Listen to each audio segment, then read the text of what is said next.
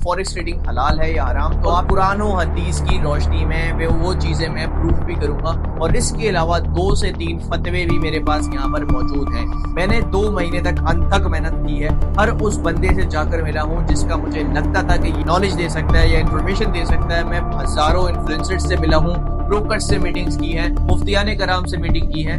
अब इस नतीजे पहुंचा हूं कि मैं आपके सामने बैठा हुआ हूं और आज आपको ये एक्सप्लेन करूंगा विद कुरान और हदीस की रोशनी में, और हर एक डाउट आपका यहाँ पर मैं क्लियर करूंगा। आजकल के एक्सट्रीमिस्ट उलमा है, उनका सूद पे इख्तिलाफ है। गांधी साहब कहते हैं सूद लेना हराम नहीं, देना हराम है। ठीक है, सूद लेने वाला तो मजलूम है। मतलब तारिक जमील के भी सेम स्टेटमेंट है। इंजीनियर मिर्जा कुछ कहता है, कोई कुछ कहता है, कोई। मेरा देखो फ्यूचर ट्रेडिंग पर दिल नहीं मानता, कितनी भी मैं कोशिश कर लूं, कुछ भी कर लूं। मैंने बहुत कोशिश की अपने आप को दोबारा भी समझाने की, लेकिन मेरा दिल नहीं मानता, तो मैं बिल्कुल भी नहीं करता। कुछ भी हो जाए, कैसे स्टार्ट करना है, कैसे काम होगा, क्या होगा, वो सब मैं आपको उसी जो है चैनल बताऊंगा। अरसलान मलिक फॉरेक्स आप सर्च भी कर लेना यूट्यूब पर, और बायो में भी, डिस्क्रिप्शन में भी लिंक मिल जाएगी। ये हलाल का फतवा ये भी अपलोड हुआ है, ये भी आप पढ़ लेना। इस पे जो है हर चीज बड़े डिटेल से लिखी हुई है। मेरे पर रियल फतवा है, वो मस्जिद नबवी के एक इमाम है, टीचर है, उनका भी फतवा मेरे पास फॉरेक्स ट्रेडिंग से रिलेटेड है कि फॉरेक्स ट्रेडिंग हलाल है।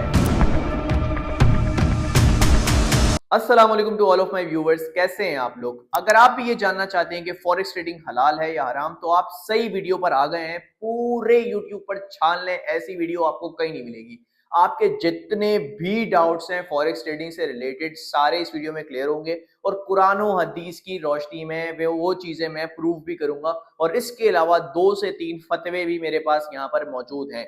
मैंने 2 महीने तक अनथक मेहनत की है, हर उस बंदे से जाकर मिला हूं जिसका मुझे लगता था कि ये बंदा मुझे जो है नॉलेज दे सकता है या इन्फॉर्मेशन दे सकता है। मैं हजारों इन्फ्लुएंसर्स से मिला हूं, ब्रोकर्स से मीटिंग्स की हैं, मुफ्तियाने कराम से मीटिंग की है। तो मैं अब इस नतीजे पे पहुंचा हूं कि मैं आपके सामने बैठा हुआ हूं और आज आपको ये एक्सप्लेन करूंगा विद कुरान और हदीस की रोशनी में, और हर एक डाउट आपका यहां पर मैं क्लियर करूंगा। तो this is the only video you need right now. तो आप सही वीडियो पर आए हैं। बस आपसे ये रिक्वेस्ट है कि अगर आपको ये समझना है कि फॉरेक्स ट्रेडिंग हलाल है या हराम, तो आपने मेरे साथ वीडियो में बंधे रहना है। ये अरसलान मलिक वही अरसलान मलिक है जिसने फ्यूचर्स ट्रेडिंग पर सबसे पहले फतवा लाकर पूरे पाकिस्तान को बताया था, अवेयरनेस क्रिएट की थी। 2021 के सितंबर का महीना था कि फ्यूचर्स ट्रेडिंग हराम है। उसके बाद बहुत सारे इन्फ्लुएंसर्स आए, अपनी अपनी जो है प्रमोट किया कि भाई फ्यूचर्स ट्रेडिंग वाकई हराम है। सबको ये लगा, क्योंकि पहला बंदा जो था वो चैट जीपीटी से कहीं से भी जाके पूछो, अरसलान मलिक था जिसने फ्यूचर्स ट्रेडिंग को हराम कहा और हलाल ट्रेडिंग को यहाँ पर प्रमोट किया। तो फॉरेक्स ट्रेडिंग से है मेरा जो है जितने भी इख्तिलाफात थे, जो भी था, सब कुछ अब जो है क्लियर हो चुका है, और आपके भी जो इख्तिलाफात, जो भी कुछ होगा वो क्लियर यहाँ पर हो जाएगा अगर आप ये वीडियो एंड तक देखेंगे तो। चलो वो स्टार्ट कर लेते हैं यहाँ से। सबसे पहले मैं आपको ये बताता चलूं कि फॉरेक्स ट्रेडिंग होती क्या चीज है। फॉरेक्स ट्रेडिंग होती है फॉरेन एक्सचेंज, जिसका मार्केट कैप तकरीबन तकरीबन 2.5 क्वार्टर ट्रिलियन होता है। अब ये एक फाइनेंशियल मार्केट है, जैसे कि क्रिप्टो होती है, स्टॉक्स होती है। अब फॉरेक्स में काम करने के लिए आपको जो है क्या जरूरत है, आपके जो क्वेश्चंस हैं मैं आपको बता देता हूं। जो मेरे क्वेश्चंस उलमाए कराम से थे, तो मैं वो आपके बता देता हूं। मुझे पता है कि आप लोगों के भी यही सवालात होंगे जिस इंटेंशन से आपने वीडियो पे क्लिक किया। तो ये पहले क्वेश्चन सुन लो, आपका क्वेश्चन इसमें वैलिड लाजमी होगा। तो सबसे पहला मेरा जो क्वेश्चन था वो उलमा से वो ये था, या कितने भी लोगों से जो मिला, मीटिंग्स हुई, डिबेट्स हुई, कि भाई इज इट अ फर्जी ट्रेड, ये कोई फर्जी ट्रेड होती है या फिर जो है इसके पीछे कुछ होता है, ये लिक्विडिटी होती है, या क्या होता है, फर्जी ट्रेड है, क्या चीज है। दूसरा मेरा जो क्वेश्चन था वो ये था कि शॉर्ट सेलिंग इसमें जो होती है कि बगैर खरीदे कोई एसेट हम कैसे बेच सकते हैं, शॉर्ट सेलिंग कैसे ठीक है, वो ये क्वेश्चन था मेरा दूसरा। तो मैं आपको सबके आंसर करूंगा, सारे जवाब तसल्ली से कुरान और हदीस की रोशनी में दूंगा। फैसला आपने करना है, फतवा भी मैंने आपको दे देना है, उसके बाद डिसीजन आपका होगा कि जो भी आपने करना है। तीसरा मेरा क्वेश्चन ये था, does it effect the real prices, मतलब जो भी हम कोई चीज एसेट लेते हैं या फिर कोई भी ट्रेड करते हैं, तो क्या गोल्ड की या यूरो की या पाउंड की, किसी भी जो हम जैसे कि फॉरेक्स ट्रेडिंग में जो है ना, आप स्टॉक्स को ट्रेड कर सकते हो, इंडाइसिस को कर सकते हो, कमोडिटीज को कर सकते हो, करेंसीज को कर सकते हो, तो क्या इनके रियल प्राइसेस पर भी इफेक्ट आ रहा होता है हमारे ट्रेड करने से। तीसरा सवाल मेरा ये था। चौथा ये था कि हमारा इस पे कब्जा कैसे होता है, हमारा पोजीशन इस पे जो है कैसे है। पांचवा मेरा क्वेश्चन ये था कि जितने भी हम ट्रेड्स करते हैं क्या ये पीछे से लिक्विडिटी से कनेक्ट होते हैं, क्योंकि फ्यूचर ट्रेडिंग में ऐसा कोई चक्कर मोस्टली नहीं होता, तो मैं फ्यूचर ट्रेडिंग मोस्टली आराम समझता हूँ। तो छठा सवाल मेरा ये था कि difference between future trading and forex trading, ठीक है।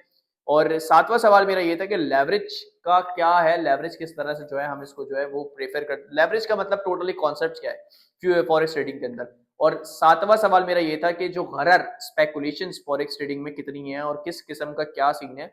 तो इन सारे सवालात के जवाबात मैं आपको आज की इस वीडियो में देने लगा हूँ। तो वीडियो के साथ बंधे रहो, वीडियो लंबी होगी, पहले बता रहा हूँ, अगर आपको यहीं से छोड़ के जानी है तो जा सकते हो, अगर थाम लिया है, समझना है तो एंड तक आपने देखना है। देखो भाई, पहला क्वेश्चन मेरा ये था, फॉरेक्स ट्रेडिंग पे हम कैसे काम कर सकते हैं। सबसे इंपॉर्टेंट चीज, ये जो कब्जे वाला फैक्टर है वो सबसे रियल है। उलमा के दो इख्तिलाफात हैं, एक कब्जा और एक फर्जी ट्रेड। दोनों में आपको यहाँ पर पहली बात क्लियर कर दूं, अपना एक्सट्रीमिस्ट वाला माइंड हटाकर जेंजी वाला माइंड थोड़ी देर के लिए कनेक्ट करो और उस दौर से हटकर इस दौर में आकर यहाँ पर सोचो कि जो कब्जे वाली हदीस थी वो सिर्फ उस दौर के लिए इसलिए थी क्योंकि इस्लाम सिर्फ और सिर्फ गोल्ड को और सिल्वर को, इन दो चीजों को करेंसी मानता है, चांदी और सोना, बस। इसके अलावा इस्लाम की नजर में कोई भी चीज नहीं है। तो उलमा कराम ने इसलिए शुरू में 10 साल तक ये जो कागजी नोट है इसको हराम कहते रहे, फिर ये कागजी नोट हलाल हो गए, बाकी सब हराम हो गए। ये आपको अगर नहीं पता तो आप जाकर रिसर्च कर सकते हो कि कागजी नोट हराम थे पहले, फिर हलाल हो गए। लेकिन हराम कैसे हुए, हलाल कैसे हुए, अभी ये किसी को भी नहीं पता। मैं आपको ये क्लियरली बता दूं कि आपको अगर लगता है कि ये जो हमारे पास कागजी नोट है इसके पीछे कुछ है बैक पर, तो आपकी सोच है कि पीछे कुछ भी नहीं है। 1971 के बाद आपका जितना भी रिजर्व था गोल्ड का वो सब खत्म हो चुका है। इसके अलावा सिर्फ इस नोट की हैसियत यह है कि गवर्नमेंट ने बोला ये 100 का नोट है तो भाई ये 100 का नोट है, 100 इज इक्वल्स टू 100, क्या गवर्नमेंट का वादा है, बस। इस वादे के अलावा इस नोट की कोई हैसियत नहीं है, सिर्फ और सिर्फ एक कागज का इस तरह का टुकड़ा है और कुछ नहीं है, बस इसकी फिजिकल एक्सिस्टेंस है, इस वजह से जो है इसको आप लोग हलाल कह सकते हो, बट इसके अलावा कुछ नहीं है। तो ये जो चीजें हैं ना, ये समझना थोड़ी सी, जो मैं समझा रहा हूं कि अब का दौर कुछ और है, वो दौर कुछ और था। और जो कब्जे वाली हदीस थी उसका मतलब ये था कि जब बार्टर सिस्टम था, गोल्ड से आप किसी चीज को बकरी खरीद रहे हो, किसी भी चीज से किसी भी चीज को एक्सचेंज कर रहे हो, तो गोल्ड ही होता था एक्सचेंज करने के लिए। तो कभी कभार ऐसा होता था कि दो नंबरी हो जाती थी क्योंकि कॉन्ट्रैक्ट नहीं था बीच में। तो हुजूर सल्लल्लाहु अलैहि वसल्लम ने ये बोला था कि जब तक फिजिकल आपके पास वो चीज नहीं मौजूद है तो जब तक आप जो है इस चीज को आगे नहीं भेज सकते। पहली चीज तो ये उस दौर के लिए हदीस थी। दूसरी चीज, अगर आपका कब्जा किसी चीज पर नहीं है, या तो देखो कब्जा आपका जरूरी है कि आप कब्जे लिए बगैर उस चीज को नहीं बेच सकते ना खरीद सकते, कब्जा करो फिर बेचो, ऐसा ही है ना, बिल्कुल। अभी मैं समझा देता हूँ। दो चीजें होती हैं, किसी भी उलमा से ये पूछ लेना कि अगर मैं कब्जा करूं या मेरा वकील, मेरा जो बंदा है वो कब्जा करे, दो में से कोई भी कब्जा कर सकता है। या तो मैं अगर प्लॉट ले रहा हूँ, ठीक है, मैंने अपने जो है ना ब्रोकर को पैसे दिए, भाई ये ले तू जाकर जो है इसकी पैसे वैसे पेमेंट कर और इस पे जो है अपना कब्जा कर, होल्ड कर ले। अब मैंने अपीयरेंस मेरी वहां नहीं है, मैंने कब्जा नहीं किया, बट वो जो मेरा ब्रोकर है वो कब्जा करके बैठ गया है, मतलब उसने कब्जा कर लिया है। और ऐसे ही इधर होता है, या तो मैं कब्जा करूं या मेरा वकील कब्जा करे। तो ब्रोकर जो होता है इधर, ब्रोकर का अहम रोल होता है। मेरा ब्रोकर मेरे बिहाफ पर यहाँ कब्जा कर रहा होता है। और इसके अलावा जो हम सीएफडी पर ट्रेड्स करते हैं, कॉन्ट्रैक्ट फॉर डिफरेंस, मतलब कि आप एक ब्रोकर के साथ कॉन्ट्रैक्ट करते हो, प्राइजेस की डिफरेंस पर जितना भी जो भी कुछ होगा आप उस ब्रोकर के साथ कॉन्ट्रैक्ट कर रहे होते हो। तो दीन में ये बात वाजे तौर पर मेंशन है कि कभी भी कोई तिजारती मामलात करो तो उसको लिख लिया करो, भले ही अपने भाई के साथ कर रहे हो। और कुरान में जो चीजें हराम है वो वाजे तौर पर मेंशन है, जैसे सूरतुल आराफ में ये मेंशन है। मैं इधर जो है आयतें भी लगाता हूँ, बल्कि स्क्रीन पर चलकर आपको कुरान और हदीस के हदीसें भी सिखाता आपको जो है वो करवाता हूँ, पढ़ाता हूँ, और जो है कुरान में भी सिखाता हूँ। देखिए सूरतुल आराफ में 5 चीजें मेंशन है, जुआ और शिर्क और किसी के साथ ज्यादती, किसी के साथ बदध्यानती, और एक और पांचवी चीज मुझे नहीं पता, मैं दिखा देता हूँ स्क्रीन पे चलकर। ये 5 चीजें मेंशन है कि भाई ये चीजें 5 चीजें हराम है। जो चीजें हराम है वो हराम है, जो सूद है वो हराम है। तो अल्लाह ताला से जंग का जब ऐलान है ना, सूद खाने लेने और देने वाला दोनों जहन्नुमी है। लेकिन आजकल के दौर में हमारे उलमा का, जो आजकल के एक्सट्रीमिस्ट उलमा है, उनका सूद पे इख्तिलाफ है। गांधी साहब कहते हैं सूद लेना हराम नहीं है, देना हराम है, ठीक है, सूद लेने वाला तो मजलूम है। और मौलाना तारिक जमील के भी सेम स्टेटमेंट है। इंजीनियर मिर्जा कुछ कहता है, कोई कुछ कहता है, कोई कुछ कहता है। मैं किसी को भी गलत नहीं कह रहा, ना मैं किसी मुफ्ती को, ना किसी भी चीज को गलत किसी को भी नहीं कहता। सब अपनी जगह पर ठीक है, मैं सबको सुनता हूँ, सबको मानता हूँ। मैं मुसलमान हूँ, मेरा किसी भी फिरके से कोई ताल्लुक नहीं है। मैं शियों को भी सुनता हूँ, मैं देवबंदियों को भी सुनता हूँ, मैं हरी पगड़ी वालों को भी सुनता हूँ, सबको सुनता हूँ, सही है। तो मैं किसी भी फिरके से ताल्लुक मेरा किसी भी बेस पर नहीं है। तो मुझे जिसकी बात ठीक लगती है मैं वो मानता हूँ। मैं किसी से ये नहीं है कि भाई फतवा दे दो ये हो जाएगा वो हो जाएगा, किसी भी किस्म का कोई भी नहीं है। फतवा भी मुझे लेने की जरूरत नहीं। मैं समझ गया, उलमा से मैंने बैठकर 10 मिनट बात कर ली, मेरे को समझ में आ गया कि इनका क्या माइंडसेट है और इनको मैं समझा सकता हूँ या नहीं समझा सकता। और उनके उनकी क्या वो है दीनी जो नॉलेज मुझे लेनी थी वो मैं लेकर आ चुका। उसके बाद मैंने ये डिसीजन लिया है। अब आप देखो, आपको ठीक लगता है आप करो, नहीं ठीक लगता आपका दिमाग नहीं मानता, आपका दिल, जब तक दिल नहीं माने ना जब तक नहीं करना। मेरा देखो फ्यूचर्स ट्रेडिंग पर दिल नहीं मानता, कितनी भी मैं कोशिश कर लूँ, कुछ भी कर लूँ, मैंने बहुत कोशिश की अपने आप को दोबारा भी समझाने की, लेकिन मेरा दिल नहीं मानता तो मैं बिल्कुल भी नहीं करता, कुछ भी हो जाए। इवन दो वकार ज़का ने मुझे बहुत कोशिश की कॉल पे समझाने की, मैं नहीं समझ पा रहा। फ्यूचर्स ट्रेडिंग पे मुझे बिल्कुल भी मतलब नहीं है, नहीं समझ में आता तो नहीं, मेरा दिल नहीं मानता। और फॉरेक्स ट्रेडिंग पर मुझे समझ में आ गई चीज़ें, मुझे मेरा कॉन्सेप्ट क्लियर हो गया, हाँ, मैं करूँगा। अब किसी के बाप से भी नहीं डरता मैं कि यार लोग क्या सोचेंगे, लोग क्या एलिगेशंस लगाएँगे, ये वो, मैं किसी का भी नहीं खाता। आपको लगता है आप मेरी बात से इत्तेफ़ाक करते हो, आपको समझ में आता है कि हाँ यार ठीक है, देखो आपको अपनी कवर में जाना है, मुझे अपनी कवर में जाना है, मुझे अपना हिसाब देना है, मुझे जो चीज़ ठीक लगेगी मैं वो करूँगा, ठीक है? जो नहीं ठीक लगेगी वो नहीं करूँगा। पैसे मुझे भई देखो मेरा मसला अलग है, आपका अलग है, आपको ठीक लगती है करो, नहीं इस वीडियो के बाद आपको प्रूव हो जाएगा। खैर हम कहाँ पर थे, हमारा कब्जे वाला मामला चल रहा था। तो देखो मेरा मैं कब्जा नहीं कर रहा, मेरा ब्रोकर वहां पर जो है कब्जा कर रहा है। फिजिकल पोजीशन जरूरी नहीं होती वैसे। और देखो एक और एग्जांपल से समझा देता हूँ कि अब मैंने बैंक में 10 लाख रुपए जाकर निजाम बैंक में डिपॉजिट करवा दिए, कैश दे दिया, ठीक है। कैश वहां पर मैंने रखवा दिया। अब उस कैश से बैंक क्या कर रहा है, आगे डिफरेंट जगह पर इन्वेस्ट कर रहा है और कमा रहा है। मैं 10 करोड़ रुपए रखवाता हूँ, 10 करोड़ रुपए लेने जाता हूँ, है ही नहीं बैंक के पास, बैंक तो खुद लगा के जो है रोटेट कर रहा है पैसा।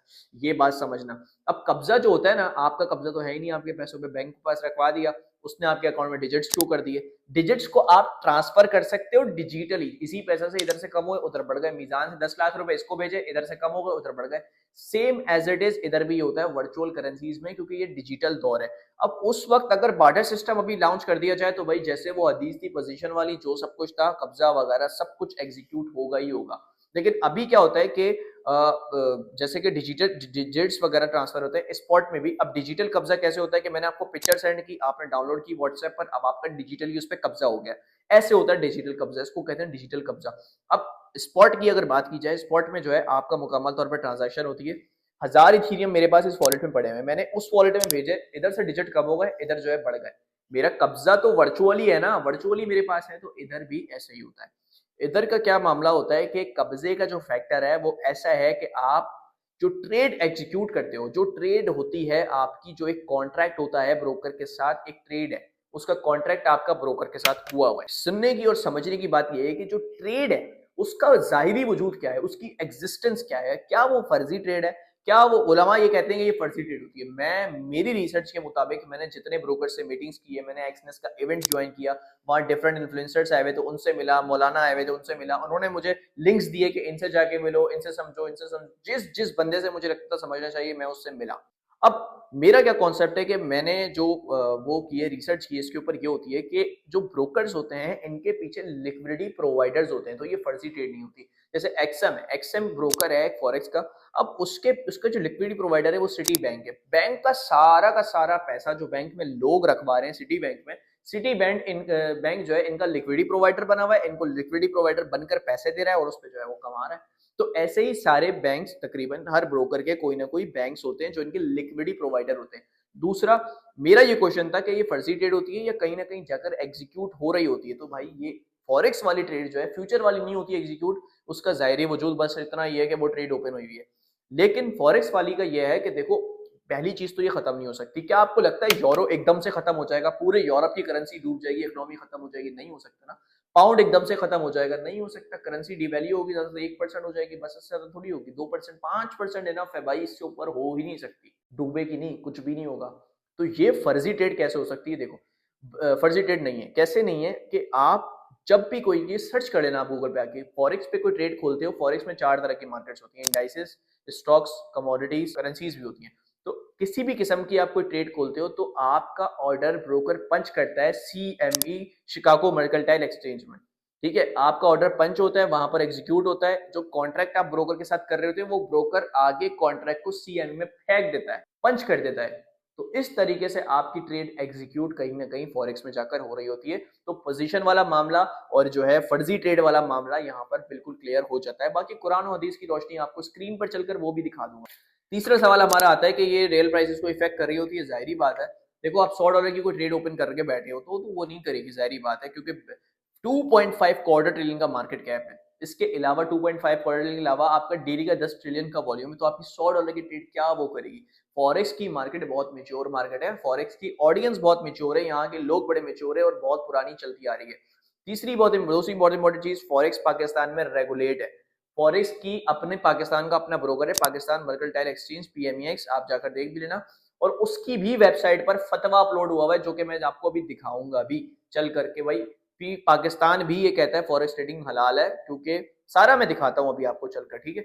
अब पोजीशन वाला मामला क्लियर हो गया, फर्जी ट्रेड वाला हो गया, और रियल प्राइसेस पर इफेक्ट करती है। अगर आप बड़ी उस पे पोजीशन पर लो तो ये लाजमी जो है उस प्राइस पर इफेक्ट करेगी, जो गोल्ड को ले रहे हो या किसी को भी ले रहे हो, लेकिन आपके छोटे मोटे ऑर्डर्स यहाँ पर नहीं करते। और कुछ ब्रोकर्स ऐसे होते हैं, जैसे कि मेरा ये भी क्वेश्चन था कि बुक बी क्या होता है, जैसे कि अभी मैं समझाता हूँ। ये फॉरेक्स ट्रेडिंग पर एक चैनल बना रहा हूँ, अरसलान मलिक फॉरेक्स, इसकी लिंक आपको बायो में मिल जाएगी, इसमें डिस्क्रिप्शन में मिलेगी। सब्सक्राइब करो, different videos, different insider broker के चक्कर क्या होते हैं, कैसे स्टार्ट करना है, कैसे काम होगा, क्या होगा, वो सब मैं आपको उसी जो है चैनल बताऊंगा, अरसलान मलिक फॉरेक्स। आप सर्च भी कर लेना यूट्यूब पर, और बायो में भी, डिस्क्रिप्शन में भी लिंक मिल जाएगी। अच्छा जी, बुक बी ब्रोकर का मैं आपको कॉन्सेप्ट दूसरी ही उसी वीडियो में बताऊंगा, लेकिन ये बड़ा हरामी किस्म का टॉपिक है भाई, ये ब्रोकर का बहुत टाइट हरामी पर होता है। अगर बुक बी में आपका काम हो रहा है तो ये हराम होगा, समझना ये भी ना। अच्छा, सीएफडी कॉन्ट्रैक्ट फॉर डिफरेंस, ये तो आपको समझ में आ गया होगा। इस वीडियो का सबसे इंपॉर्टेंट क्वेश्चन जो है ना, वो ये है कि भाई शॉर्ट सेलिंग कैसे हलाल हो सकती है, शॉर्ट सेलिंग कैसे ठीक है। बहुत ही प्यारी एग्जांपल से आपको समझाता हूं कि फिजिकल अगर एग्जांपल की बात करो तो सिंपल शॉर्ट सेलिंग ऐसे हलाल हो सकती है। देखो कि आपके पास कुछ ना कुछ उसको बेचने के लिए भी कुछ ना कुछ होना चाहिए, मतलब शॉर्ट करने के लिए भी यूएसडीटी तो चाहिए ना आपको, तो आपके पास कुछ होगा तो ही आप शॉर्ट कर सकते हो। दूसरा, इसकी रियल लाइफ एग्जांपल की अगर बात करूं, फॉर एग्जांपल आपने जो है बैरियर टाउन में प्लॉट खरीदा, 35 लाख रुपए की फाइल थी, लेकिन किसी ने आपको बोला मलिक रियाज पर केसेस शुरू हो गए हैं, वो इमरान खान के खिलाफ गवाही नहीं दे रहा, उसके साथ ये हो सकता है, वो हो सकता है, वैल्यू गिरेगी, कब्जे की जगह है, फलाना दिमाग का 10 बातें। आपने 35 लाख रुपए की जो है फाइल ऐसे कैसी बेची, और वाकई ऐसा सब कुछ हुआ, और बैरियर टाउन तबाह बर्बाद हो गया। बैरियर टाउन की प्राइसेस 25 लाख रुपए पर आ गई, एक फाइल 25 लाख रुपए की मिल रही है। अब आपने 35 लाख की खरीदी, और चलो 34 की भी अगर बेच दी, तो जब 25 पर आई आपने वहां दोबारा खरीद लिया, मतलब आपने उसको शॉर्ट किया, 34 पे बेचकर 25 पे उठाया। जो आपको जो 9 लाख रुपए बचा है, वो सीधा सीधा वो आपका प्रॉफिट होता है, इसको शॉर्ट सेलिंग कहते हैं। तो आप यूएसडी अगर बेच रहे हो तो उसके इक्वल आप यूरो, पाउंड या गोल्ड कुछ ना कुछ आपको मिल रहा होता है। तो जब आप वो जितना प्रॉफिट आपको मिलेगा उसका मतलब आपने शॉर्ट किया, ठीक है। अब ऐसा भी हो सकता है उस केस में भी कि हो सकता है मलिक रियाज पे झूठे केस ओवर हो जाए, फाइल 35 लाख से 40 की हो जाए, उधर भी नुकसान हो सकता है। फायदा नुकसान दोनों हो सकता है इसमें, शॉर्ट में भी। अब क्या हुआ कि आपने जो है यूएसडी आपके पास थे, और आपने यूरो इक्विवेलेंट, उसके यूएसडी के इक्विवेलेंट यूरो को सेल कर दिया। मतलब आपको ये लगा कि यूरो गिर सकता है, आपने यूरो को सेल करा, और यूरो गिरा, आपने वहां पर जो है अपना प्रॉफिट बुक करके वापस जो है अपना यूएसडी बाय कर लिया, खत्म, यूएसडी में आ गए। तो इसको शॉर्ट सेलिंग कहते हैं। अगर मैं आपकी फिजिकल एग्जांपल दूं, तो फॉर एग्जांपल आपका किसी दोस्त के पास एक गोल्ड का बार पड़ा हुआ है, ठीक है। गोल्ड के बार की प्राइस है 3,000 रुपए आज की, ठीक है। आप गए, उसको बोला यार लाला ये जरा गोल्ड का बार तो मुझे दो, तुम्हें मैं कल वापस करता हूँ। तुमने गए मार्केट में, तुमने एनालाइज किया मार्केट को, तुमने बोला गिरेगा ही, गिरेगी आज गोल्ड की मार्केट। तुम गए, उसको बार को जो है तुमने मार्केट में जाकर सेल कर दिया, सेल कर दिया, और वाकई मार्केट गिर गई, 2900 पर आ गई। अगले दिन तुम गए, उसको तुमने खरीदा 2900 के हिसाब से, और उसको जाके गोल्ड का बार जैसे उसे लिया था वैसे ही वापस कर दिया। 100 रुपए का जो डिफरेंस आया है, तो ये तुम्हारा जो है प्रॉफिट है। तुमने 3,000 का बेचकर अगले दिन दोबारा जाके 2900 का खरीद लिया। तो ये एग्जाम्पल इसलिए एग्जीक्यूट नहीं हो सकती क्योंकि गोल्ड आपका अपना नहीं था, आप उधार पे लेकर, आप ओनरशिप नहीं थी आपकी, और आप जो है उसको बेच रहे थे। इधर ऐसा कोई जो है इसकी आपके पास कोई ओनरशिप होती है, यूएसडी आपके अपने होते हैं ना, जब भी तो आप बेच रहे होते हो, शॉर्ट कर रहे होते हो। तो शॉर्ट का बहुत इजी चक्कर है, ये चक्कर है कि आप इक्विवेलेंट ट्रेड कर रहे होते हो, यूरो के इक्विवेलेंट यूएसडी को, और यूएसडी के इक्विवेलेंट किसी भी चीज को, गोल्ड को। और ये हदीस में चलकर मैं आपको दिखाऊंगा कि आप इक्विवेलेंट काम कर सकते हो अगर ऑन द स्पॉट उसका कॉन्ट्रैक्ट हो रहा है और ऑन द स्पॉट डिलीवरी हो सकती है, ठीक है। दिखाता हूं मैं भी आपको स्क्रीन पर चलकर, तो आपको शॉर्ट सेलिंग में समझ में आ जाएगी। लिक्विडिटी से कनेक्ट। अब क्या होता है, ब्रोकर का सिस्टम एनालाइज करता है कि इनके अकाउंट में, मतलब कि ये जो ट्रेड कर रहा है बंदा, इसका कितना, इसका जो है एक्सपीरियंस है, ये न्यू ट्रेडर है, ये क्या है। तो अगर न्यू ट्रेडर होता है उनके सिस्टम में आता है, तो भाई वो उसका जो है वो अकाउंट लिक्विडिटी से कनेक्ट ही नहीं करते, लिक्विडिटी से कनेक्ट नहीं करते, तो उसका ऑर्डर एग्जीक्यूट ही होता सीएमई में, शिकागो मर्केंटाइल में। तो ब्रोकर पे ही वो ओपन होता है, और ब्रोकर अपने ही ब्रोकर पे जब वो लिक्विडेट होता है तो सारा पैसा ब्रोकर खा जाता है। तो ये भी होता है, ठीक है। अब जो मेन डिफरेंस है फ्यूचर्स ट्रेडिंग और फॉरेक्स ट्रेडिंग में, ये जरा समझ लो, फिर हम चलते हैं जरा स्क्रीन पर, और जो है इसको आपका सारे जो है फैक्टर में यहाँ पर क्लियर कर देता हूँ स्क्रीन पर चलकर, जो भी आपके क्वेश्चंस हैं। इंटरेस्ट वाला मामला अभी बता देता हूँ कि क्या है, और दूसरा पहले इंटरेस्ट वाली बात कर लेते हैं। देखो, फ्यूचर्स ट्रेडिंग में क्लियरली इंटरेस्ट आप है भले कोई आपको बंदा बोले सर्विस चार्जेस और ये चार्जेस वो चार्जेस, कोई सर्विस चार्जेस नहीं है। सीधा आप एक्सचेंज पर जाना, वहां पर उनके सपोर्ट टीम पर जाओ, वहां पूछो भाई आप इंटरेस्ट लेते हो या नहीं लेते फ्यूचर्स पे। आप जाकर ये लिख के किसी भी एक्सचेंज से अगर पूछ लो, आपको अंदाजा हो जाएगा। सूद अल्लाह ताला से जंग, ठीक है। सूद लेने वाला देने वाला दोनों जहन्नुमी है। सूद की सबसे सबसे जो निचली सजा है वो ये है कि अपनी माँ के साथ जिना करना। तो ये तो आप सोच भी नहीं सकते फ्यूचर्स के बारे में कि ये हलाल हो सकती है, ठीक है ना। फॉरेक्स में क्या होता है कि कुछ ब्रोकर्स इस्लामिक कंट्रीज में आपको इस्लामिक अकाउंट्स ऑफर करते हैं जिसमें स्वैप फ्री, कोई चार्जेस आपके नहीं लगते, सूद आपका बिल्कुल भी नहीं लगता, ठीक है। अब आप सोच रहे हो कि ब्रोकर कैसे कमाता है। अच्छा, एक चीज मैं आपको पहले ये क्लियर कर दूं, सॉरी सॉरी फॉर इंटरप्ट, के इंडिया में जितने भी लोग मेरे को देखते हैं 20-25% लोग इंडिया से भी हैं। तो इंडिया के मुस्लिम्स हैं, उनको स्वैप फ्री अकाउंट नहीं मिलता, उनको ये इंटरेस्ट फ्री अकाउंट नहीं मिलता, इस्लामिक अकाउंट नहीं मिलता, क्योंकि India is not Islamic country. Pakistan, Saudi Arab, ये दुबई वगैरह, बांग्लादेश, ये सब इस्लामिक कंट्रीज जितने भी हैं इनको तो मिल जाता है डायरेक्टली, कुछ भी नहीं करना पड़ता। तो इंडिया में नहीं मिलता, तो इंडिया के लिए यह है कि आप जाओ उनकी सपोर्ट टीम को बोलो कि भाई आई एम अ मुस्लिम और मुझे मेरे अकाउंट को इस्लामिक में कन्वर्ट कर दो, तो वो कर देते हैं। अच्छा, मैं क्या बता रहा था आपको, ये तो क्लियर हो गया कि ये हो जाएगा। सूद का मामला यह है कि इधर ब्रोकर पर स्वैप फ्री अकाउंट्स आप ले लो, इस्लामिक अकाउंट ले लो, आपका जो है इंटरेस्ट वाले मामला यहाँ पर क्लियर होते हैं। लेकिन फ्यूचर में इंटरेस्ट भी होता है, कुछ भी कर लो, किसी भी तरह का आप साबित करने की कोशिश कर लो, इंटरेस्ट होता ही होता है। बाकी कब्जे वाले मामला में उधर भी एलिमेंट करके देख लूँ तो कुछ गुंजाइश वहां निकल सकती है, लेकिन सूद वाला मामला यहाँ जो है ना, वो पक्का पक्का जो है वो साबित कर देता है कि ये हराम है। अच्छा, अलग कैसे? Difference between futures trading and forex trading. Forex trading एक फॉरेन एक्सचेंज है, मतलब आपका लूना वहां पर क्रैश होकर जीरो हो गया, ठीक है, इधर नहीं हो सकता कुछ भी इस तरह से जीरो। ये मेच्योर मार्केट है, इसका मार्केट कैप ट्रिलियंस में, इसको पूरी इकोनॉमी दुनिया की ट्रेड कर रही है। और सऊदी अरब हो गया, ओमान हो गया, कुवैत हो गया, गल्फ के जितने इस्लामिक कंट्रीज है सब इसको हलाल कहते हैं।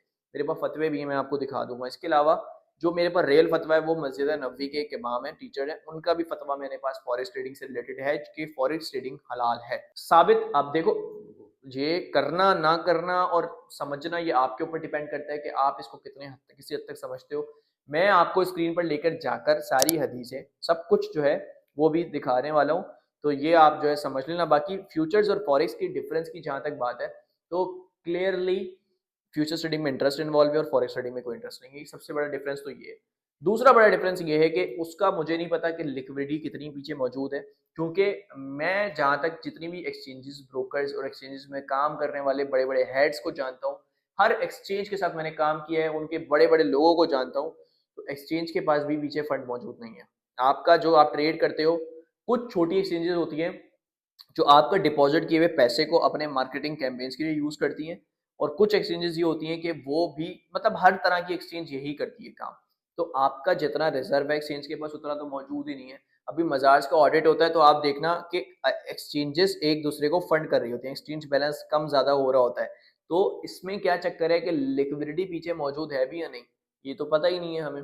तो ये सबसे बड़ा वो ये है कि फर्जी ट्रेड है इधर फ्यूचर में। आपको नहीं पता कॉइन के पीछे क्या हो रहा है और कितनी जो है लिक्विडिटी मौजूद है, ऑर्डर कितना एग्जीक्यूट हो रहा है, क्या हो रहा है। दूसरी चीज फिजिकल पोजीशन की जहां तक बात है फ्यूचर्स में, तो फिजिकल पोजीशन का एलिमेंट आप इधर किसी हद तक लगा सकते हो कब्जे वाला, लेकिन ये जो दो चीजें हैं ना, कि फर्जी ट्रेड और ये सूद वाला मामला, ये इधर बिल्कुल ही कतन जो है मना है। और देखो बारीकियां होती हैं, बारीकियां आप बोलोगे यार चलो गुंजाइश नहीं, गुंजाइश कैसे गुंजाइश भाई, कौन सी गुंजाइश नहीं निकल सकती, वहां ठीक है ये मामला, क्योंकि वो एक फॉरेन एक्सचेंज बहुत बड़ी मार्केट है। अब आप किस बेस पर इसको जो है हराम कह सकते हो, कौन सा उलमा इसको जो है हराम कह सकता है, क्या सबूत है? डेली नॉट ट्रिलियन का वॉल्यूम है, पूरी दुनिया काम कर रही है, पूरी फॉरेन एक्सचेंज है, हर दुनिया की करेंसीज को आप सिर्फ ट्रेड तो कर रहे हो। इस्लाम में तिजारत को हलाल और सूद को हराम वो किया है। तिजारत मतलब ट्रेड, ट्रेड ही तो कर रहे हो, और क्विक ट्रेड हो रही है इधर। ट्रेड का मतलब देखो होता ही यही है कि किसी का फायदा, आप स्पॉट में क्या होता है, आपका फायदा किसी और का नुकसान, आपका नुकसान किसी और का फायदा, ऐसा हो रहा है। तो दुनिया का कोई बिजनेस ऐसा नहीं है कि किसी और का फायदा हो रहा हो और आपका नुकसान, ऐसा ही होता है भाई। देखो मैंने 1.5 लाख रुपए की फाइल ली, अब मैं 25 लाख रुपए की बेच रहा हूँ, मेरा फायदा हो रहा है, लेकिन उस बंदे का जो है नुकसान हो रहा है। उसको भले ही प्लॉट मिल रहा है, लेकिन उसकी देख, दुनिया भर का कोई भी कानून उठा के देख लो, कुछ भी कर लो, किसी का फायदा अगले का नुकसान। और जैसे कि स्पॉट ट्रेडिंग हलाल है, उसमें भी तो यही होता है कि आपका फायदा किसी और का नुकसान, किसी और का नुकसान आपका फायदा, यही हो रहा था ना। तो इसमें तो आप कह नहीं सकते। दूसरा जो लास्ट इसमें वो आता है, वो ये आता है लेवरेज का, कि लेवरेज जो है किस तरह से हलाल हो सकती है। देखो लेवरेज जो एक्सचेंज दे रही है वो अम्मी तो है नहीं आपकी जो आपको फ्री में लेवरेज, उसमें ये होता है कि लेवरेज जब एक्सचेंज दे रही होती है तो वो एक तरीके का कर्जे हसना होता है जो आपको रिटर्न करना ही करना होता है। बैंक से आप जो है वो ले लो, फॉर एग्जाम्पल आपने बैंक से लोन ले लिया, लोन लेने के बाद आपको देना ही देना है, आप कुछ ना कुछ गिरवी रखवाते हो वरना आपको जो है लोन भी नहीं मिलता। ठीक है, अब किसी भी किस्म का कुछ भी आप देखो, इस्लाम सूरह अल बकरा में क्लियर लिखा हुआ है कि आप किसी के साथ ज्यादती नहीं करो, मतलब आप किसी को कुछ, आप ये नहीं बोलो किसी से किसी की मजबूरी का फायदा नहीं उठाओ। सूरह अल बकरा में मेंशन है, मैं दिखा भी देता हूँ अभी आपको स्क्रीन पर, किसी की भी आप मजबूरी का फायदा नहीं उठाओ। तो मजबूरी का फायदा आप क्यों उठा रहे हो एक्सचेंज की? आप अगर ये बोल रहे हो कि भाई मुझे आप अगर लेवरेज दे रहे हो, 1000 रुपए आपके पास है, 10,000 की ट्रेड ओपन कर रहे हो, तो 10,000 आपको फिजिकली मिलने चाहिए। क्यों मिलने चाहिए भाई? आपका पैसा है, एक्सचेंज से ले रहे हो ना, आप ज्यादती कर रहे हो उसके साथ। अगर देखो आपकी ट्रेड प्रॉफिट में जा रही है जब तो ठीक है भाई, 10,000 के मुताबिक आपको प्रॉफिट हो रहा है, तो नुकसान भी 10,000 के मुताबिक ही होगा लाला। और पहले देखो जितने आपके जाती पैसे है ना, 1000 है ना आपके जाती, 1000 आपके हैं, तो पहले वही माइनस होंगे। एक्सचेंज क्यों अपने माइनस करेगी? आप ज्यादती कर रहे हो, वरना एक्सचेंज के साथ तो कुरान में ये हराम है, आप हराम काम कर रहे हो। तो एक्सचेंज अपने पहले ही कट कर आपके, देखो 1000 रुपए थे ना, अब 1000 तक तो ट्रेड चलती रहेगी, लेकिन उससे ज्यादा नीचे अगर जाएगी तो एक्सचेंज अपना पैसा नहीं देगा आपको, आपको उतनी देर तक के लिए देगा जब तक आप रिटर्न। अब आपने बोला, चलो मैं आपको बहुत आसान करके समझाता हूँ, आपने बोला कि भाई मेरे पास 300 और पड़े हैं, मैं दूसरे वॉलेट में मैं डाल रहा हूँ इधर, तो तुम अपना जो है थोड़ा सा और मुझे वो कर दो। तो आपने 300 जब और डाल दिए, अब 4 आपके हो गए, 6 एक्सचेंज के हो गए, 6 ब्रोकर के हो गए, 4 आपके हो गए, 4,000 रुपए आपके हैं, 6,000 रुपए अब इसमें ब्रोकर के हैं। तो अब आप 4,000 तक ट्रेड को चला सकते हो। ट्रेड वो 10,000 रुपए की है, आपको नुकसान भी 10 के मुताबिक हो रहा है, फायदा भी 10 के मुताबिक हो रहा है, लेकिन अब 4,000 आपके हैं, 6,000 ब्रोकर के। अब अगर 6 भी आप अपने डाल देते हो तो भाई सारे पैसे आपके, आप ब्रोकर को उसका कर्जा दे चुके हो सारे का सारा। अब आपको 10,000 रुपए ही माइनस तक आप जा सकते हो, और 10,000 के अकॉर्डिंग आपको फायदा होगा, 10,000 के अकॉर्डिंग आपको नुकसान होगा। तो लेवरेज का ये फायदा होता है, समझ में आ गया आपको? तो लेवरेज आप प्रॉफिट भी आपको उसके अकॉर्डिंग होगा और लॉस भी होगा, और इस पे सूद आपका कोई किसी किस्म का नहीं है। फीस आपकी जो है सर्विस चार्जेस या किसी भी किस्म की कोई भी आपसे जो है ब्रोकर फीस यहाँ पर नहीं लेता। यहाँ पर ब्रोकर क्या लेता है, ब्रोकर कैसे पैसे कमाता है, स्प्रेड चार्ज करता है आपसे, प्राइस का डिफरेंस आपको दे देता है, जो कि बिल्कुल आपको मतलब एक मिनिमम डिफरेंस होता है। बाय का कुछ होता है, सेल का कुछ होता है, बस। सही है, जैसे कि बिटकॉइन में 10 15 $25 का डिफरेंस आया था, गोल्ड में मेरे ख्याल में 15 सेंट 20 सेंट्स का डिफरेंस आता है, तो इसी से ब्रोकर कमा रहा होता है, उस डिफरेंस से। समझ में आ रही है बात? तो इसलिए जो है लेवरेज यहाँ पर ठीक है। अब बात करते हैं फतवों की, जो फतवे मैं आपको दिखाने वाला हूँ स्क्रीन पर चलकर, वो भी देख लो। इसके अलावा जो है मैं आपको यहाँ पर हदीस, कुरान और इसके अलावा उलमा की जितनी वीडियोस हैं वो भी दिखा देता हूँ, और जो भी चक्कर है आप स्क्रीन पर चलकर बकाया बातें वहां पर करेंगे। हम आ गए स्क्रीन पर, ये आप देख सकते हो, ये फतवा मेरे पास मौजूद है, फॉरेक्स ट्रेडिंग विद लेवरेज। ठीक है, विद लेवरेज का फतवा है, और ये सारा ऑफिशियल स्टेटमेंट आप पढ़ सकते हो, इंग्लिश में लिखी हुई है, इसकी लिंक भी डिस्क्रिप्शन में लगा दूंगा। ये पूरा एक फतवा है, और इसकी जो सोर्स है जिसने ये दिया है वो मस्जिद नबवी के कोई टीचर है, उन्होंने ये फतवा दिया। एक ये हो गया है, और दूसरा फतवा ये हो गया, ये भी आप पढ़ लेना। ठीक है, तीसरा फतवा हमें ब्रिटिश काउंसिल से भी मिला हुआ है, वो भी हम पढ़ दे देंगे आपको। मुस्लिम जुडिशल काउंसिल का ये फतवा है, फतवा कमेटी वगैरह हर चीज मेंशन है। इसके अलावा कुरान की अगर आयत की बात करें तो अल्लाह ताला ने क्लियरली ये चीजें मेंशन की हुई हैं, इस पर आप जो है फुल आप जो है वो भी पढ़ सकते हो कि अल्लाह ताला ने ये चीजें बिल्कुल क्लियर लिखा हुआ है। देखो इधर भी कि अल्लाह ताला ने सूरह आराफ में समझाया हुआ है कि रिस्क के अलावा बदकारी, किसी का हक मारना, दूसरा, तीसरा शिर्क, और चौथा सूद, और पांचवा जुआ, इन चीजों को जो है क्लियरली हराम बोला हुआ है। ठीक है, अब कुछ लोग कहते हैं कि हम जुआ कर रहे होते हैं, हम तो वहां फर्जी ट्रेड, किसी भी चीज को प्राइस के ऊपर नीचे जाने पर एक बैट लगा रहे होते, तो ऐसा कोई चक्कर नहीं होता। आप एनालाइज कर, अगर बैट लगा रहे हो बगैर सीखे जा रहे हो तो भाई हराम है, सीधी बात है।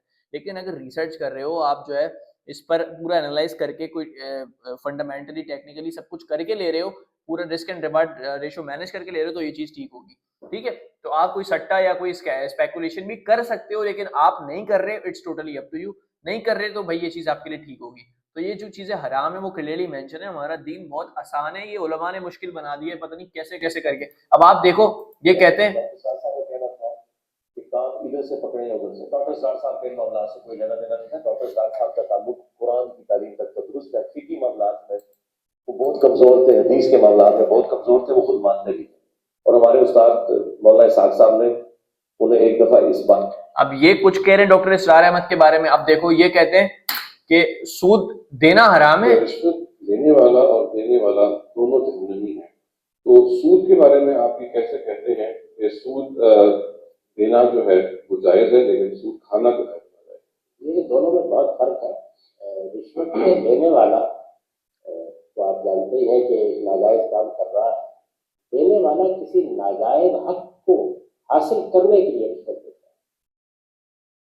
चुनांचे अगर आपका कोई जायज हक आपको नहीं मिल रहा और आप रिश्वत दे रहे हैं तो उसे रिश्वत दे दें। इस वजह से वहाँ पर जुर्म समझ में आता है। यहाँ तो आप कुरान मजीद को पढ़िए, कुरान मजीद की सूरह बकरा के आखिर में सूद का मसला बड़ी तफसील से मेरे पास आया है। वहाँ अल्लाह ताला ने जितनी बात की है तो सूद लेने से मुतल्लिक़ की है। देने के मामले में एक लफ्ज़ भी नहीं कहा, पूरा कुरान इससे बिल्कुल खाली है। बल्कि जिनको सूद देना पड़ रहा है उनको मजलूम कहा है। ये देखो, ये कहते हैं सूद दे सकते हो, आप ले नहीं सकते। मतलब सूद देने वाला मजलूम है, तो सूद देना हराम नहीं है इनके मुताबिक। ठीक है, गामली साहब है ये। मैं गलत किसी को नहीं कह रहा, सबका अपना अपना इल्म है, सबका मतलब देखो उलमा के आपस में इख्तिलाफात, ये चेक करो। अस्सलाम वालेकुम रहमतुल्लाह। जी मोहतरम नाज़रीन, एक वायरल नहीं होता, लेने से हराम होता है, काम हराम नहीं होता, लेने से हराम होता है। तो ये अपने वालिद की एक्सप्लेनेशन दे रहे हैं। मतलब सूद देने से हराम नहीं होता, लेने से हराम होता है। मतलब आप देखो उलमा का आपस में ही कितना वो है। तो अब मैं क्या कह सकता हूँ, बाकी पीएमई एक्सपर्ट जाओ, पीएमएक्स पाकिस्तान मर्केंटाइल एक्सचेंज, वहां पर जो है फॉरेक्स पे ये हलाल का फतवा ये भी अपलोड हुआ हुआ है, ये भी आप पढ़ लेना। इस पे जो है हर चीज बड़े डिटेल से लिखी हुई है कि कैसे जो है इसमें काम हो रहा होता है, कैसे क्या रिस्क मैनेजमेंट है, कितनी फीस होती है, क्या कॉन्ट्रैक्ट सेटलमेंट होती है, ट्रांजैक्शंस की सब चीजें 11 पॉइंट्स यहाँ पर मेंशन है 5 पेजेस पर। तो ये फतवा भी यहाँ पर आपको पीएमई एक्स पर मिल जाएगा, आप देख लेना। ठीक है, और इसके अलावा एक हदीस ये है, ये हदीस है, हा, ये बड़ा आपका सारा कॉन्सेप्ट इस हदीस में भाई क्लियर है। सुनो जरा, ये हदीस है कि उबैद बिन सैयदना सामत रज़ियल्लाहु अन्हा से मरवी है कि रसूल सल्लल्लाहु अलैहि वसल्लम ने फरमाया कि सोने के बदले सोना, चांदी के बदले चांदी, गेहूं के बदले गेहूं, ठीक है, खजूर के बदले खजूर, नमक के बदले नमक, और कहाँ गया ये रहा, नमक के बदले नमक, बराबर बराबर के बदले हाथ के बराबर अदायगी की जाएगी। अगर ये क्लासेस मुख्तलिफ हैं तो अपनी मर्जी के मुताबिक फरोख करेंगे, अगर अदायगी हाथ से की जाए। मतलब कि जितनी भी चीजें नमक के मुताबिक, मतलब सोने के बदले सोना और इसके मुताबिक, इसका जो है आप किसी के इक्विवेलेंट भी इसको सेल कर सकते हो या बाय कर सकते हो, अगर ऑन द स्पॉट काम हो रहा हो। क्या लिखा हुआ है कि अपनी मर्जी के मुताबिक फरोख करे, अगर अदायगी हाथ से की जाए, हाथ के हाथ की जाए, तो आप यूरो को यूएसडी से सेल कर सकते हो, पाउंड को यूएस, किसी भी करेंसी को किसी के भी इक्विवेलेंट यहाँ पर सेल कर सकते हो, अगर अदायगी ऑन द स्पॉट हो रही हो। तो आप जो ब्रोकर पे काम करते हो, तो आपको फौरन, भले आप शॉर्ट सेलिंग करो या बाइंग करो, आपको फौरन के फौरन काम हो रहा होता है। ठीक है, तो शॉर्ट सेलिंग का जो कॉन्सेप्ट है वो बड़ा इजी है कि आप जो है मैंने जैसे समझाया आपको पूरी वीडियो में, तो इसमें जो है आप ये कर सकते हो। दूसरा, ये कुरान की आयत है सूरह बकरा की 282 के, ए ईमान वालों जब तुम कोई काम करो तो कर्ज का लेन देन करो तो इसे लिख लिया करो, मतलब कॉन्ट्रैक्ट कर लिया करो कि तुम्हारे दरमियान किसी लिखने वाले को इंसाफ के साथ मुआहदा लिखना चाहिए। मतलब ये पूरी डिटेल आ गई। तो ये पूरी एक वो है, तर्जुमा है, कंजुल ईमान का भी लिखा हुआ है कि भाई आप जो भी काम करो तो उसका कॉन्ट्रैक्ट कर लो। तो कॉन्ट्रैक्ट तो ब्रोकर से हो ही रहा होता है इधर, तो ये चीज इधर यहाँ पर प्रूव हो रही है। दूसरा मैं आपको ये दिखा दूं कि 275 आया था कि जो लोग सूद खाते हैं वो क़यामत के दिन इस तरह खड़े होंगे कि, मगर ये आपने सुनी होगी, ठीक है, सूद वाली। तो आपका जो है मेरे मुताबिक अब जो है क्लियर हो जाना चाहिए इस पे, जो भी मैंने समझाया आपको फॉरेक्स ट्रेडिंग से रिलेटेड। तो अब भी अगर आपका कोई क्वेश्चन है तो वो आप पूछ लो। तो ये सब कुछ देखने और सुनने के बाद मुझे नहीं लगता कि आपको जो है आपका कोई क्वेश्चन होगा, अगर है तो कमेंट सेक्शन में पूछो। इसके बाद इंस्टाग्राम पर जाकर मुझे वहां पर जो है फॉलो कर लेना, क्योंकि जितने भी क्वेश्चंस होंगे, जिनके भी वैलिड क्वेश्चंस होंगे, मैं एक एएमए करूंगा, आस्क मी एनीथिंग। ठीक है, एएमए सेशन करूंगा इंस्टाग्राम पर। इस वीडियो को अपलोड करने के बाद जो वैलिड क्वेश्चंस होंगे आप वहां पर जो है मैं आंसर करूंगा, वीडियो बनाकर, स्टोरी लगाकर, सबके जितने भी आपके क्वेश्चंस आ रहे होंगे कोशिश करूंगा कि सबके आंसर यहाँ पर मैं कर सकूं। तो आपके जितने भी मेरे से वो होंगे, डाउट्स होंगे, इंशाल्लाह सबके डाउट्स को मैं वहां पर इंस्टाग्राम पर क्लियर करूंगा। तो डिस्क्रिप्शन में लिंक है, इंस्टाग्राम पर मुझे फॉलो कर लो लाजमी जाकर, और मैं एक डेट फिक्स कर लूंगा वहां पर स्टोरी लगाकर आपको बता रहा हूँ, तो वो आपको जो है क्लियर यहाँ पर हो जाएगा। आप बाद में भी अगर ये वीडियो देख रहे हो तो मुझसे डायरेक्ट इंस्टाग्राम पर कांटेक्ट कर सकते हो इन फतवों के लिए। सब चीज आपको डिस्क्रिप्शन में, हर चीज डिस्क्रिप्शन में मिलेगी, एक्सप्लोर कर लेना और इस वीडियो को 4-5 बार लाजमी देखना। बाकी फॉरेक्स का मेरा जो चैनल है अरसलान मलिक फॉरेक्स, ये वाला, इसकी भी लिंक डिस्क्रिप्शन में, इसको सब्सक्राइब कर लेना। जितनी भी आगे चक्कर है, कैसे स्टार्ट करनी है, कैसे अकाउंट बनाना है फॉरेक्स पर, सब कुछ इसी चैनल पर यहाँ पर आएंगी। तो उम्मीद है कि आपको ये वीडियो पसंद आई होगी, आपके कॉन्सेप्ट क्लियर होंगे और ऐसी वीडियो आपने यूट्यूब पर नहीं देखी होगी। तो मिलता हूँ आपसे नेक्स्ट वीडियो में, अपना ख्याल रखो, अल्लाह हाफिज।